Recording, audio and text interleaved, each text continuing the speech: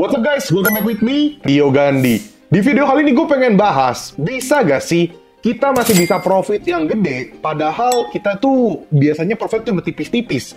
Kita akalin produk jualan kita supaya bisa mendapatkan keuntungan yang maksimal. Jawabannya adalah bisa banget. Cuman ada beberapa resiko yang akan terjadi teman-teman. Tapi sebelumnya, gue mau teman-teman untuk like dulu video ini sebagai bentuk terima kasih.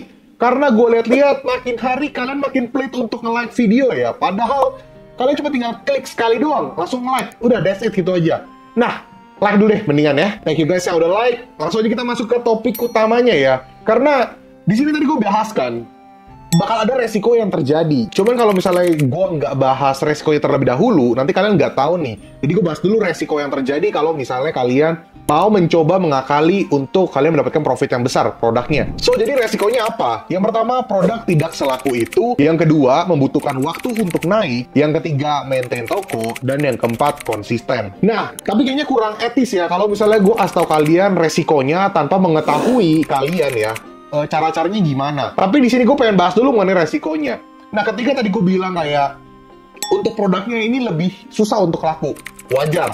Karena pasti ada tipikal-tipikal customer yang mungkin critical customer yang sampai meriset produknya dalam-dalam, cari yang termurah. Nah, itu udah repot lah yang kayak gitu. Jadi, untuk dia naik membutuhkan waktu.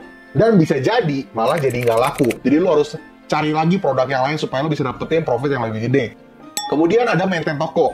Jelas lo harus maintain toko lo. Nanti akan gue bahas. Ini akan nyambung ke bagaimana caranya supaya lo bisa dapat untung yang gede. Lalu gue juga tadi menyebutkan konsisten dan tidak senaik itu. Ya wajar, karena kan kalian up marginnya lumayan tinggi. Jadinya otomatis ya belum tentu selaku itu. Tapi bisa jadi dua kubu sih. Bisa dilaku atau tidak selaku itu. Pinter-pinter kalian aja lah.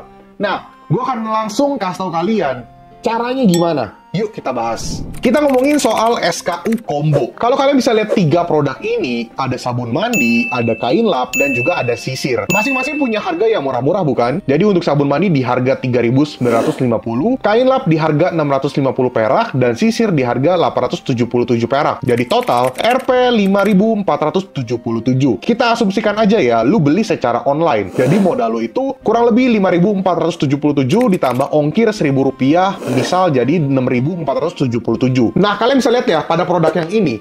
Jadi total itu kalian punya 3 produk dengan modal kurang lebih 6.000-an ditambah ongkir. Ini asumsi aja kalau ongkirnya 1.000 perak ya. Kalian misalnya ambil kuantiti yang banyak, kalian tinggal kurang-kurangin kayak gitu-gitulah. Kalian tahu lah pasti secara hitungnya gimana. Asumsi kalian punya modal 6.000-an. Mau kalian genapi 7.000 juga silakan. Nah, sekarang kita lihat. Dari 3 produk ini, yang cukup murah-murah ini, ada seller yang menjual dijadiin 1 SKU produk. Jadi si customer beli, langsung dapat 3 produk ini. Kita lihat dia jual di harga berapa. Jadi kalian bisa lihat seller ini menjual di harga 15.000. Modal di 6.477, berarti dia profit 8.523, yang berarti 57%. Di luar potongan biaya layanan, kita nggak usah ngomongin biaya lain-lain juga ya. Kita ngomongin profitnya aja, tidak ada potongan biaya dulu. Permainan combo SKU ini bisa kalian maksimalkan. Kalian bisa lihat produk ini cukup laku. Bahkan laku banget, penjualannya itu sampai 5.000 plus. Jadi bisa dibilang produk ini bisa menjadi salah satu produk yang best seller dengan profit yang tinggi. Lu bayangin aja, dengan menjual produk yang cukup murah tersebut dari 3 produk, lu bisa menghasilkan profit sampai ya di atas 50%, 8.000. Yang modalnya itu cukup minim.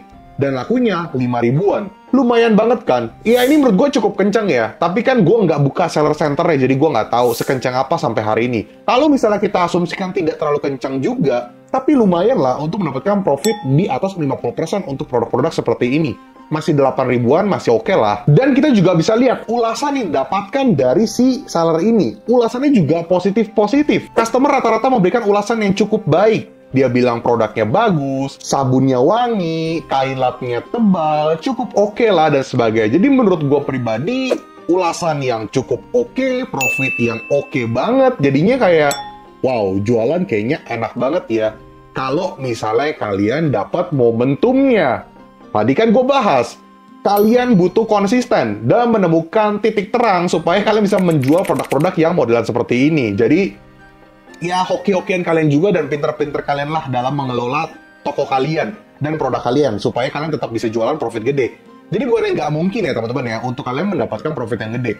Bisa-bisa aja, yang penting kalian akalin. Sekarang kita masuk ke poin nomor kedua, yaitu adalah demografi toko. Memahami demografi toko kita agar kita bisa eksekusi SKU combo yang lebih sesuai. Misalnya kalian jual kebutuhan dapur, pastikan target market kalian sudah tepat. Jadi traffic yang datang tetap bisa membeli produk ini. Mainkan organik terlebih dahulu supaya maksimal, tapi kita membutuhkan traffic yang sesuai. Nah, gue tahu penonton gue itu menjual berbagai macam kategori. Gue tahu banget, bahkan klien-klien gue aja itu bener-bener banyak banget perbedaan kategorinya. Dan gue sendiri pun menghandle klien-klien gue yang berbagai kategori.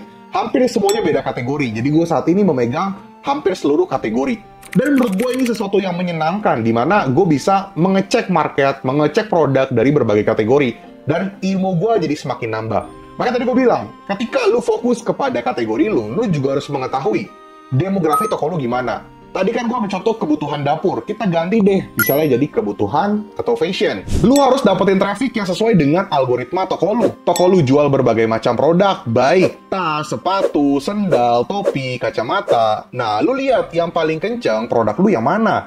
Misalnya topi, berarti kita lihat feedback market lu untuk berbagai produk topi lu tuh gimana. Kalau cukup merata, berarti lu bisa buat SKU combo kacamata. Lu bisa gabungin kacamata sama topi, atau mungkin kacamata sama gelang, pokoknya bebas lah. Intinya tujuan lu adalah basket size lu, baik dari besaran nominal invoice, quantity, dan profit yang memuaskan. Nah, kalau tadi kita ngomongin, ketika lu jual topi, lu harus lihat dulu nih, lu jual topi cuma satu doang, apa ada berbagai macam topi di toko lu? Dan lu lihat feedback dari topi lu gimana? Feedback dari kacamata lu gimana? Kalau misalnya ternyata responnya bagus-bagus, nah lu udah bisa tuh untuk memikirkan combo-combo SKU yang bisa lu gabungin dan menjadi SKU baru, dan lu bisa take profit lebih besar. Gak cuma take profit lebih besar, namun quantity yang keluar jadi 2 produk atau 3 produk, dan secara nominal invoice juga jadi jauh lebih besar. Ketika nanti lu iklanin, itu juga akan jauh lebih enjoy. Dimana lu gak usah takut untuk, wah biaya iklannya cukup besar, gak masalah karena profit lu gede. Cuman, balik lagi, lo harus bisa mengetahui demografi toko lo saat ini itu apa.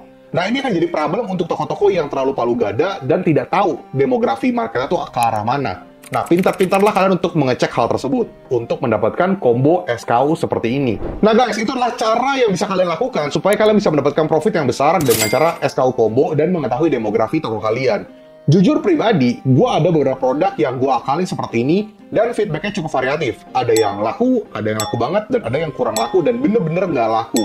Ya wajar, namanya juga testing. Dan dia nggak laku ini, udah gue coba gue ganti-ganti, dan ternyata memang kayaknya demografi toko gue udah berubah, jadi gue harus switching. Dan ketika gue switching produk, dan memahami algoritma dan demografi toko gue saat ini, dan ternyata jadi bisa jadi lebih laku, jadi lebih mantul. Profitnya sekitar 40-60%. Ya lumayan lah. Pentingnya memahami produk dan demografi toko kalian supaya kalian bisa memaksimalkan penjualan kalian. Setiap seller tentunya punya caranya masing-masing. Yang pasti kita sebagai seller punya 2 pemikiran basic. Yang pertama, laku sedikit profit banyak, atau laku banyak profit banyak. Dan gue tahu banget, rata-rata seller akan memilih poin nomor 2. Laku banyak, profit banyak. Kita dagang siapa sih yang nggak mau laku, dan kita dagang siapa sih yang nggak mau profitnya gede. Ya nggak sih? Tapi kita nggak boleh mematok hal seperti itu.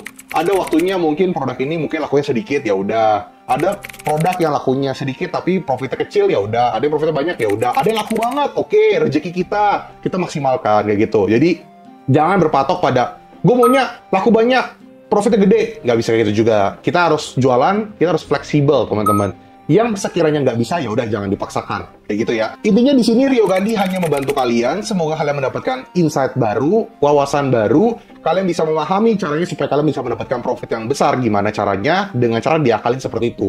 Semoga terbantu. Sekali lagi gue ucapkan jangan lupa untuk like, komen, dan subscribe. Dan jangan lupa untuk nyalakan notifikasi biar kalian nggak ketinggalan video-video terbaru dari channel itu Rio Gandhi. Sekali lagi ucapkan terima kasih, dan buat teman-teman semua di sini yang pengen beli digital course-ku bisa ke desti.store/Rio Gandhi. Dan yang pengen nanya-nanya soal jasa konsultan, baik pertemuan offline atau online meeting, bisa hubungi ke nomor di bawah ini, teman-teman. Oke? Nomor tersebut hanya khusus untuk pertanyaan jasa konsultan aja, bukan untuk pertanyaan yang lain, karena yang membalas admin gua, teman-teman. Sekali lagi ucapkan terima kasih, Rio Gandhi, peace out.